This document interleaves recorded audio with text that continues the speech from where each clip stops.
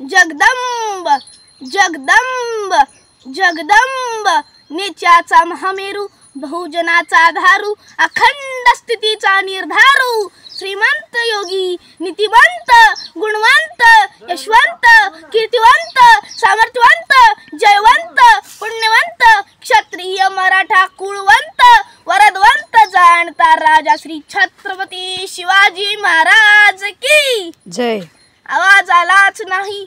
छत्रपती शिवाजी महाराज की जय. आता स्वराज्य निर्माण झाल्यासारखं वाटते. खरं तर मी नेहमी सांगतो, आजकाल असं म्हणतात की जिथं मस्तक टेकवावं अशा नमस्काराच्या जागा हल्ली खूप कमी होत चाललेत. पण ज्यांचं नाव ऐकताच आमचं मस्तक नतमस्तक झाल्याशिवाय राहत नाही त्या राष्ट्रमाता राजमाता माँसाहेब जिजाऊ. 33 कोटी देवाची कोट्यावधी मंदिरे असतील, पण त्यांची पूजा फार कमी माणसं करतात. पण माझा राजा देव नाही, पण कोट्यावधी लोक माझ्या राजाची पूजा करतात. ते जाणते राजा छत्रपती शिवाजी महाराज. ये संभा मर सकता है मगर कभी बेईमान नहीं हो सकता. ते शंभूराजे या देशातली पहिली शिवजयंती साजरी करणारे महात्मा ज्योतिबा फुले. भारताची राजघटना लिहित असताना मला जास्त कष्ट पडलेच नाही, कारण माझ्या समोर शिवरायांचं आदर्श स्वराज्य उभं होतं असं म्हणणारे डॉक्टर बाबासाहेब आंबेडकर. ज्या ज्या महापुरुषांनी या महाराष्ट्राला विचार दिला त्या सगळ्या महापुरुषांच्या समोर नतमस्तक होतो आणि माझ्या भाषणाला सुरुवात करतो. नमस्कार, मी संकल्प सोमनाथ मोडे. माझ्या शाळेचे नाव बसवेश्वर हायस्कूल मुस्ती. मी आता 7वीचा विद्यार्थी आहे. आज 19 फेब्रुवारी म्हणजे माझ्या राजाची जयंती निमित्त 2 शब्द बोलतो. एवढा मोठा मी नाही तरी सुद्धा सांगण्याचा प्रयत्न करतो. शब्दाच्या माध्यमातून माझ्या काळजातली वेदना आणि भावना तुमच्यापर्यंत पेरण्याचा प्रयत्न करतो. छत्रपती शिवाजी महाराज की ही जय ज्या तोंडून मुखातून बाहेर येतात ती मनगटा का शांत बसतात. ज्यावेळी शिवरायांवरती आरोप केला जातो, ज्यावेळी संभाजी राजावरती आरोप केला जातो, आपल्या बापाला नुसतं वाकड्या नजरेने जरी बघितलं तर आमची रक्त सळसळतं. बापाला वाकड्या नजरेने जरी बोलला तर आमच्या अंगावरती काटा येतो. बाप समान असणाऱ्या आपल्या राजावरती आरोप केले जातात, त्यावेळी आमची लोक का शांत बसतात हा मला कायम प्रश्न पडतो. माझं एक कायम सांगणं आहे, आपल्या इथे एक औरंगाबाद नावाचं शहर होतं, त्याचं बदलून संभाजीनगर केलं. ज्या संभाजी राजांच्या नावानं महाराष्ट्र भेटतो, ज्या संभाजी राजांनी आपल्या पिढ्यान पिढ्या कुसपावणी केली, तुम्ही आणि मी जन्माला आल्यावरती घेतलेला पहिला श्वास आणि तुम्ही आणि मी जाताना सोडणारा शेवटचा श्वास, हे फक्त आणि फक्त छत्रपती शिवाजी महाराज आणि छत्रपती संभाजी महाराज यांचं देण आहे. उद्या जर पेपरला अशी बातमी आली की छत्रपती संभाजीनगर मध्ये अल्पवयीन मुलीवरती बलात्कार झाला, ऐकायला बरं वाटणार आहे का? उद्या जर पेपरला बातमी आली की छत्रपती संभाजीनगर मध्ये एका स्त्रीला जाळून मारण्यात आलं, ऐकायला बरं वाटणार आहे का? नाव बदललंय, नावाबरोबर जबाबदारी सुद्धा आहे. तुम्हाला माहिती आहे छत्रपती शिवाजी महाराज जगाच्या पाठीवरती एकमेव असा राजा होऊन गेला जे शूर होते, वीर होते, पण त्याही पेक्षा छत्रपती शिवाजी महाराज त्यांच्याकडे एक अलौकिक गुण होता. ते अलौकिक गुण म्हणजे चारित्र्य संपन्न. हा आमचा राजा मलाच नाही समजला. आम्ही फक्त डॉल्बी डीजे वरती नाचलो, आमच्या राजाला आम्ही कधी डोक्यावरती घेऊन मिरवलं, कधी डोक्यात घेतलं का? महाराजांचा विचार डोक्यात घ्यायचं म्हणजे काय? महाराजाकडे कुठला गुण होता? महाराजाकडे फक्त 2 गुण होते. त्यातला पहिला गुण म्हणजे चारित्र्य संपन्न. चारित्र्य संपन्न म्हणजे काय हो? स्त्रियांचा आदर करणारा राजा.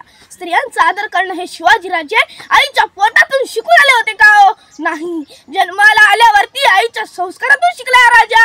तुम्हाला माहिती आहे छत्रपती शिवाजी राजे लहान असताना एकदा पडद्याच्या आडून महिलाचं नृत्य पाहत होते. ही खबर आऊसाहेबांना कळली. आऊसाहेब तडक गेल्या. आऊसाहेब शिवाजी महाराजांच्या जवळ गेल्यावरती शिवाजी महाराजांच्या पाठीत धप्पड टाकला आणि आऊसाहेब म्हणाल्या, राजा तुम्हाला बायका नाचवणारा शिवाजी व्हायचं नाही, तर राजा तुम्हाला बायका वाचविणारे छत्रपती शिवाजी महाराज व्हायचं आहे. ताईंनो, जर तुम्हाला कोणी हात लावला ना तुम्ही ऐका करता कामा नये, पण ज्याला तुम्हाला हात लावला ना त्याला त्याचा बापच आठवला पाहिजे, एवढं मात्र लक्षात घ्या. अरे तलवारीपेक्षा तीक्ष्ण नजरेची धार आहे, महाराष्ट्राची वागीड तू, भवानीचं वार आहे. अरे भगव्याची रक्षणी तू, स्वराज्याची तू लेख आहे. दुबळी समजू नका स्वतःला, तुझी जाऊची लेख आहे, तुझी जाऊची लेख आहे. छत्रपती शिवाजी महाराज की जय म्हणणाऱ्यातली 60% लोक व्यसन करतात. आता चालवून देतो.